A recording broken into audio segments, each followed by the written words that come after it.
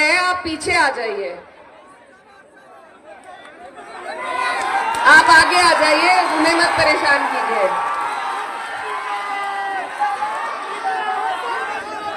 देखिए, ये चुनाव आप लोगों के लिए ही नहीं, मैं जल्दी जल्दी बोलकर जा रही हूं, शायद आप सुनना नहीं चाह रहे हैं। ये चुनाव आप लोगों के लिए नहीं, पूरे हिंदुस्तान के लिए जरूरी है। मैं उत्तर प्रदेश से आपको बताने के लिए आई थी कि वहां किस तरीके से यही प्रशासन सत्ता के हाथ पे बैठकर किस तरीके से हमारा उत्पीड़न कर रहा है। कोई अगर जबान खोलता है तो उस पर झूठे मुकदमे लगाए जाते हैं, हमारे रोजगार छीने जा रहे हैं, हमारे घरों पे बुलडोजर चलाए जा रहे हैं, यहां तक कि हम अपनी ईद की नमाज भी चैन और सुकून के साथ नहीं पढ़ सकते, उसके लिए भी मुकदमे झेलने पड़ते हैं। तो ये जो नफरत वाली सरकार जो उत्तर प्रदेश में चल रही है, अभी आप बिहार के लोगों ने भाजपा का पूरा राज नहीं देखा, और मैं नहीं चाहती कि आप लोग देखें कि आपके ऊपर ऐसी नौबत आए। इसीलिए मैं आपको अपने हालात बयान करके आगाह करने आई हूं। एक बहन होने के नाते मैं डराना नहीं चाहती, लेकिन यह भी हकीकत है कि अगर इस बार यहां भाजपा जीती तो वो नीतीश जी को फिर से मुख्यमंत्री नहीं बनाएगी, वो खुद अपना मुख्यमंत्री बनाएगी, जैसे महाराष्ट्र में किया, और फिर वो उसी एजेंडे के साथ यहां सरकार चलाएंगे जैसे उत्तर प्रदेश में हो रहा है। तो ये बहुत गंभीर चीज है जिसे समझने की हमें जरूरत है कि आज हम किसी विधायक का चुनाव नहीं लड़ रहे हैं, आज हम तख्ता पलटने का चुनाव लड़ रहे हैं। ये जो बेईमान है इनको सबक सिखाने का चुनाव लड़ रहे हैं, और पूरे देश में जो नफरत का माहौल इन्होंने पैदा किया है उसको खत्म करने का आप लोग चुनाव लड़ रहे हैं। तो आपके ऊपर बहुत बड़ी जिम्मेदारी है, क्योंकि जो काम हरियाणा में ना हो सका, जो काम महाराष्ट्र में ना हो सका, वो मुझे उम्मीद है कि मेरे बिहार के भाई, मेरी बिहार की बहनें वो काम करके दिखाएंगे। बताइए, दिखाएंगे या नहीं? ये धरती हमेशा क्रांतिकारी धरती रही है। इस देश में कोई भी क्रांति अगर शुरू हुई तो बिहार के लोगों का उसमें सबसे बड़ा योगदान रहा है। और आज नफरत को खत्म करने की, भाजपा को खत्म करने की अगर क्रांति कहीं से उठेगी तो मुझे पूरी उम्मीद है कि मेरे प्यारे बिहार के भाई बहन ही उस क्रांति को उठाने का काम करेंगे। ये चुनाव हम सबके सम्मान की लड़ाई है। हम जो दूर दराज बैठ के आपकी तरफ आस और उम्मीद भरी नजरों से देख रहे हैं कि कम से कम आप लोग हमारे ऊपर हो रहे जुल्म का बदला लेंगे, कम से कम आप इस भाजपा को घुटने टेकने पे मजबूर करेंगे। आप याद रखिए कि ये वही जेडीयू और भाजपा की सरकार है। जब वक्फ का बिल आया था, इन लोगों ने सबसे पहले उसका समर्थन किया था। इन्होंने हमारी पीठ में छुरा भोंकने का काम किया था। आपकी दी हुई ताकत का इस्तेमाल आप ही के खिलाफ किया था। तो इस बार अगर चूक हुई, इस बार अगर हम ये गलती कर बैठे तो ये बिहार का माहौल बिगाड़ने वाले हैं, ये बताने के लिए मैं आपके बीच आई हूं। आज हम कोई भी लड़ाई, ये इतनी बड़ी लड़ाई आप लड़ रहे हैं हमारे देश के संविधान को बचाने की, इस देश के लोकतंत्र, इस देश के भाईचारे को बचाने की, और ये लड़ाई अकेले नहीं लड़ी जा सकती। इसमें हमें जरूरत है कि हम भाईचारा कायम करें, मजबूती बनाएं अपनी, 36 बिरादरी, हर धर्म, हर समाज को साथ लेकर चले, क्योंकि जब हम एक दूसरे की ढाल बनेंगे तभी हम कोई लड़ाई जीत सकते हैं। अकेले अकेले हम इनसे नहीं जीत पाएंगे। इनके पास बहुत हथकंडे, बहुत प्रोपेगेंडे हैं। ये सत्ता का दुरुपयोग करके सत्ता को हासिल करते हैं, ये सिस्टम का दुरुपयोग करके सत्ता को हासिल करते हैं। तो इनसे लड़ने के लिए हमें बहुत मजबूती की जरूरत है। और उसका एक तरीका भाईचारा बनाने का है। हमारे बीच में, आपके बीच में जो आपकी विधायक उम्मीदवार खड़ी हैं स्मिता जी, इनको अगर आप सपोर्ट करेंगे तो ये उस बात का सबूत होगा कि हिंदुस्तान आज भी भाईचारे और लोकतंत्र को जिंदा रखना चाहता है।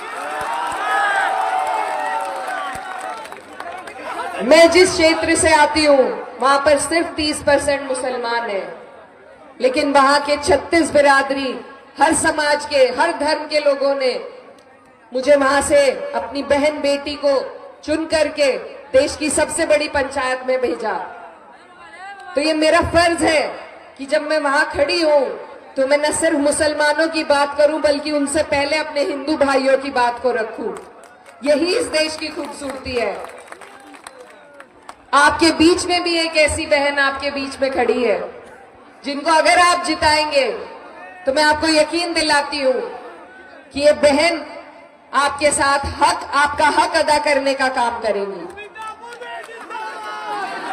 लेकिन इनको आपकी ताकत की जरूरत है, आपके हौसले की जरूरत है, अपने भाइयों की जरूरत है। तो बताइए, जैसे कैराना वालों ने मेरा साथ दिया, आप देंगे स्मिता जी का साथ? आपको स्मिता पूर्वे बन के ये चुनाव लड़ना है, क्योंकि ये इनकी अकेले की लड़ाई नहीं है, ये सबसे पहले आप लोगों की लड़ाई है। आपको समझना पड़ेगा आपके लिए क्या क्या मंसूबे इस सरकार के हैं। आपके ऊपर एसआईआर थोपा जा रहा है, आपके वोट के अधिकार से आपको दूर करने का प्लान है। अमित शाह जी कह चुके हैं कि एनआरसी फिर से लागू करेंगे, तो कैसे रोकेंगे? इस सरकार की नींव को कमजोर करके, भाजपा की नींव को कमजोर करके ही हम इन्हें रोक सकते हैं। हमें हर सूबे में, हर प्रदेश में भाजपा के नींव को कमजोर करना है, तभी हम इनसे ये लड़ाई जीत पाएंगे। ये लाठी डंडों से लड़ने वाली लड़ाई नहीं है, ये अपने वोटों से ही हम इस लड़ाई को जीत सकते हैं। और मैं ये भी कह दूं आपको कि ये आज अधिकार आपके हाथ में है वोट का, कल की कोई गारंटी नहीं कि ये अधिकार आपके पास रहने देंगे या नहीं। आपको हमारे मुख्यमंत्री आकर आपको घुसपैठिए बता रहे हैं, आप कब कैसे सबूत देंगे इन्हें कि आपके पूर्वजों का, आपके बुजुर्गों का खून इसी मिट्टी में शामिल है? कैसे हम इस बात का सबूत देंगे इन्हें? तो इनके मंसूबे, इनके इरादे हमारे लिए ठीक नहीं है। इसलिए हमें जरूरत है कि हम ढाल बने एक दूसरे की। अगर मैं सिर्फ अपनी बात करूं, आप सिर्फ अपनी बात करें तो वो कोई बात नहीं। बात तो तब है जब हम एक दूसरे की बात करते हैं, जब हिंदू भाई मुसलमान की बात करे और मुसलमान भाई हिंदू की बात करे, तब इस देश की नींव मजबूत होगी। जो नफरत ये बोल रहे हैं उसको तोड़ने का अगर कोई जरिया, कोई तरीका है तो वो भाईचारे का है। हमारे देश की गंगा जमुनी तहजीब, उसे हमें मजबूत करना है। क्योंकि याद रखिए, जब वक्फ का बिल आया था हम सिर्फ 24 सांसद थे जो मुसलमान थे, बाकी 208 सांसद जिन्होंने हमारा साथ दिया वो हमारे हिंदू भाई थे। और यही इस देश की खूबसूरती है। इसी बात को हमें याद रखना है कि जब मैं मुसीबत में हूं, मेरे हिंदू भाई मेरे लिए खड़े रहे, और जब वो किसी आंच में आए तो मैं सबसे पहले उनके लिए खड़ी रहूं। तभी ये देश आगे बढ़ पाएगा। विकास की बात करें अगर, तो हम सबकी मांगे एक है। हिंदू भाई को भी रोजगार चाहिए, मुसलमान भाई को भी रोजगार चाहिए, सबको बिजली, पानी, सड़क की सुविधा चाहिए, सबको शिक्षा, सबको स्वास्थ्य चाहिए। लेकिन भाजपा हमें इन चीजों पर बात नहीं करने देती, क्योंकि वो हमारे ऊपर राज आपस में फूट डालकर ही कर सकती है। विकास की बात भी, विकास की गाड़ी भी तभी आगे चलेगी जब हम में एकता होगी और हम अपने जनप्रतिनिधियों से धर्म की नहीं, विकास की बात पर सवाल करेंगे। तो इस राजनीति को जो सही दिशा में चलाना है हमें, उसके लिए हमें एकजुट होना पड़ेगा। क्योंकि जब याद कीजिए, जब अंग्रेज हमारे ऊपर राज करते थे, वो भी इसी नीति से राज करते थे हिंदू मुस्लिम को आपस में लड़ाकर राज करते थे। जिस दिन इस मुल्क के हिंदू मुसलमान एक साथ आए, उसी दिन हमने अंग्रेजों को यहां से भगा दिया था। ये नए दौर के अंग्रेज हैं भाजपा वाले। इन्हें हटाने का अगर कोई जरिया है तो वो हमारे देश की गंगा जमुनी तहजीब, हिंदू मुस्लिम एकता और भाईचारा है। तो बताइए, हटाएंगे इन्हें या नहीं? मैं आपके बीच में आपसे वोट की गुहार लगाने के साथ साथ कुछ उम्मीद लेने के लिए आई हूं कि आप लोग हम पर हो रहे जुल्म और ज्यादती का जवाब इस वोट के जरिए से देंगे। आपके ऊपर लाखों करोड़ों हिंदुस्तानियों की उम्मीद और आस टिकी है कि बिहार के लोग सही फैसला लेंगे, सही राजनीति को चुनेंगे। क्योंकि अगले साल हमारे यहाँ चुनाव है। अगर आपने यहाँ भाजपा को हटाया तो हम आपकी मिसाल देकर अपने उत्तर प्रदेश वालों को कहकर कि देखो बिहार भाइयों ने क्या किया था, तुम भी वही करो, आपकी मिसाल से हम इन्हें भी हराने का काम करेंगे। ये काम हम सबको मिलजुल कर करना होगा। लेकिन इसमें गंभीरता की बात यह है कि चुनाव अगर जीते जाते हैं तो आंकड़ों से जीते जाते हैं। आपके आंकड़े मजबूत होने चाहिए। आपका एक एक वोट अगर हमारी बहन को ना मिला तो हमारी सरकार कमजोर हो सकती है। आप याद रखिए, हम विधायक नहीं, हम सरकार बनाना चाहते हैं और सरकार एक एक सीट को जीतकर ही बन सकती है। तो आपको ये बातें याद रखकर ही आने वाली 11 तारीख को वोट डालना है। ये हम सब की लड़ाई है, लेकिन सबसे आगे से लड़ने में अगर है तो मेरे बिहारी भाई हैं। तो आपके ऊपर ये जो जिम्मेदारी हम सब ने सौंपी है, मुझे उम्मीद है आप उसे पूरा करने का काम करेंगे। बहुत सारे लोग आपको बहकाने के लिए आएंगे, आपके बीच में बहकाने के लिए आएंगे, लेकिन हमारा इरादा मजबूत होना चाहिए। सिर्फ मछली की आंख पर आपका निशाना होना चाहिए कि आपको अपनी सरकार बदलनी है। मैं भी जनप्रतिनिधि हूं, लेकिन क्योंकि हमारी सरकार नहीं है, हम उस हिसाब से अपने लोगों के काम नहीं कर सकते जितना हम चाहते हैं। तो यकीन मानिए, ये हालात तब तक नहीं बदलेंगे जब तक आप इस सरकार को ना बदलें। तो इन सारी बातों को याद रखते हुए आने वाली 11 तारीख है और चुपचाप लालटेन का आपका निशान है। कोई गलती ना हो, क्योंकि आज अगर हम चूक गए तो बहुत लंबा अरसा और बहुत हमें अफसोस होगा। हमारी नस्लें हमसे सवाल करेंगी। उनके बेहतर मुस्तकबिल के लिए, उनकी बेहतराई के लिए आपको सोच समझकर एकजुट होकर वोट देना है। और मेरी माएं बहनें जो यहाँ पर खड़ी हैं, मैं उनसे भी कहना चाहती हूँ कि आपके लिए बहुत अच्छी नीति तेजस्वी जी लेकर आए हैं। हर महीने 2500 रुपए माएं बहनों के अकाउंट में डालने का उन्होंने वादा किया है और ये भी कहा है कि जनवरी की 14 तारीख को 1 साल का पैसा आपको पहले ही मिल जाएगा, 30,000 रुपए की राशि।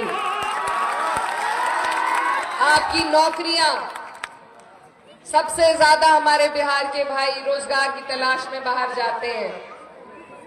जब तेजस्वी जी को 1.5 साल का मौका मिला था, उन्होंने 5 लाख नौकरियां जो सरकारी भर्ती थी वो खोलने का काम किया था और अब वादा किया है कि हर घर में 1 नौकरी देने का काम करेंगे। नेक नियत मंजिल आसान, तो उनकी नियत नेक है, लेकिन उनकी मंजिल को आसान करने का काम आप सबको करना है। बताइए, करेंगे या नहीं? तो ये सारे आपके मुद्दे, सारी चीजें आपको याद रखनी है। प्रत्याशी बहुत हैं, कोई दल से है, कोई निर्दलीय है। ध्यान लेकिन सिर्फ सरकार बनाने पे रखना है। कोई एक प्रत्याशी आपका भला नहीं कर सकता, कोई एक विधायक नहीं कर सकता।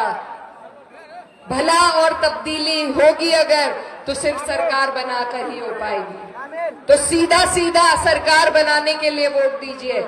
हालात बदलने के लिए वोट दीजिए, बिहार की तस्वीर और हिंदुस्तान की तकदीर बदलने के लिए वोट दीजिए। क्योंकि मैं आपको बता दूं, आप यहां बटन दबाएंगे, आप यहां इनकी सरकार को हटाएंगे, इनकी जड़ें ऊपर तक हिलने का काम होगी। इस बात का मैं आपसे वादा करती हूं। ये सरकार लंगड़ी है जो केंद्र में चल रही है, सहारे से चल रही है। इसका सहारा आपको हटाना है।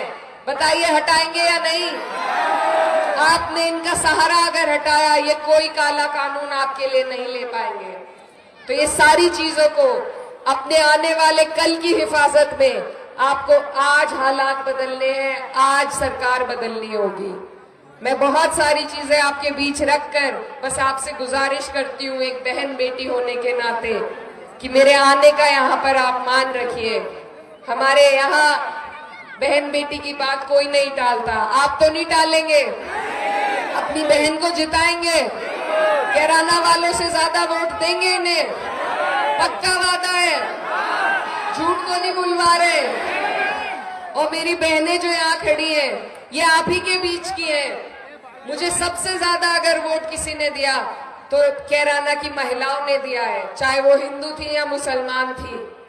क्योंकि जब हम महिला होकर महिला का साथ नहीं देंगे तो हम किसके पास जाएंगे, किससे हम अपनी बात करेंगे? तो आपके बीच की है, मेरी आपसे गुजारिश है, इनका साथ देने का काम कीजिए। और कुछ लोग वोट खरीदने की भी कोशिश करेंगे, उन्हें आप सबको जवाब देना है, खास तौर पर मेरी माए बहनों को, कि हम ईमान के लोग हैं, हमारा जमीर जिंदा है, हम बिकाऊ नहीं है बिकाऊ।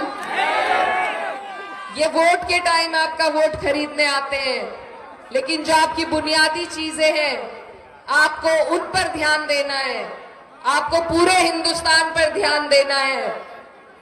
क्योंकि सब लोग आपकी तरफ उम्मीद की निगाह से देख रहे हैं।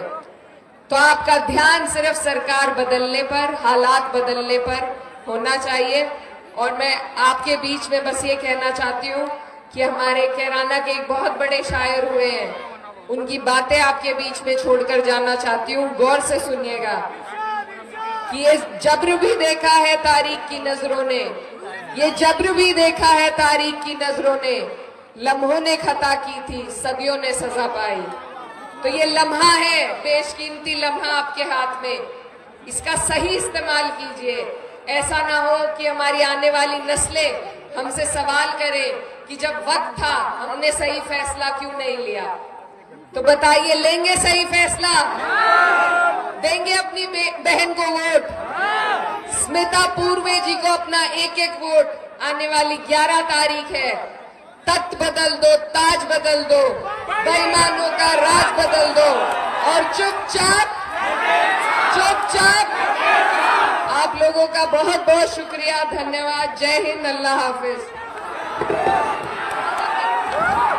ईद की माला पहना दूं इन्हें, झूठी तो नहीं करेंगे, पक्का वादा, इंशाअल्लाह।